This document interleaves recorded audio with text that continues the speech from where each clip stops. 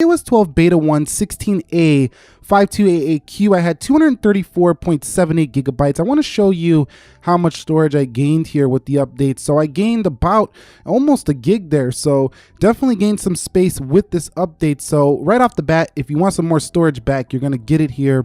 There's a new build number 16A 5308E for iOS 12 Beta 2. Okay, so first thing I noticed on Beta 2 was the new voice memo splash screen is now available for the device. You only see that one time anyway. Going into settings in battery, this is definitely a little bit touched up here. You can see that it looks different than before in Beta 1. And overall, I really like the way this is looking. I think it's going to get even better by the final release. So definitely going to be a little bit more detailed when it comes to checking out how you're using up your battery. Next up, in the Apple Photos apps, I noticed that it's a little bit more precise now. So I can actually search the date. So I'm going to go June 18th, for example, 19th. And that was actually today. I'm actually working on a photo comparison. And if you take a look at the picture I took this morning of nature, it was actually today. So this is pretty cool that you can search like by the date, and it's getting a little bit more precise when it comes to searching in photos. I always like to check to see if there is any new wallpaper. So let's go to settings, wallpapers, and we don't see an update to wallpapers here to iOS 12 Beta 2. So none of those are new if you do care about that. We now have a new location icon right there. It's a little bit softer than it was before, and it just looks a little different than before. So if you care at all about new icon changes like that next to the percentage, you can see that new location icon that's there in iOS Beta 2 as well. One small little detail I noticed is that if I go ahead and scroll up on this iPhone 8 Plus iOS 11 and I go to click my timer, the shape looks a little bit different. So look at those shapes at the bottom. Comparatively speaking, they're a little bit different.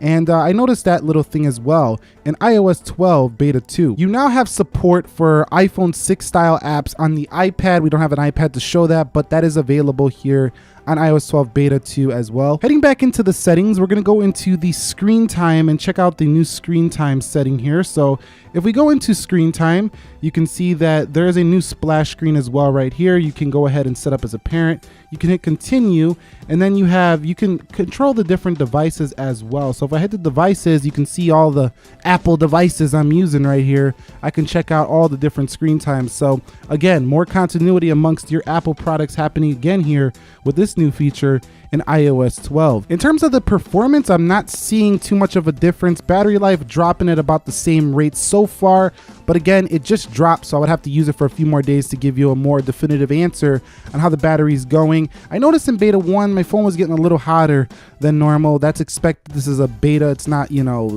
stock software, so I would expect that.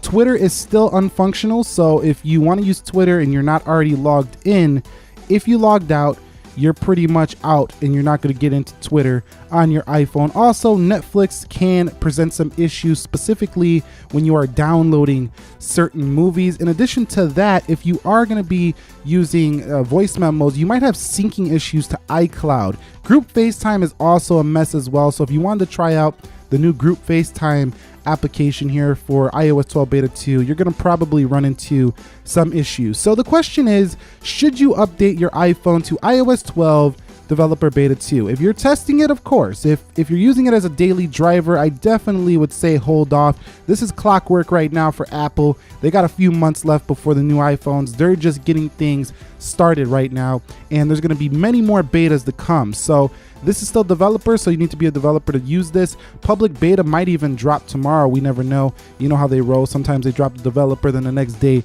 the public. But 2 weeks later since Beta 1, this is Beta 2. And overall, I'm liking that they're just refining things so far. It's presenting a lot of new issues. But like I say, if you do have an iPhone on the side, you're just trying it out, of course, go for it, check it out.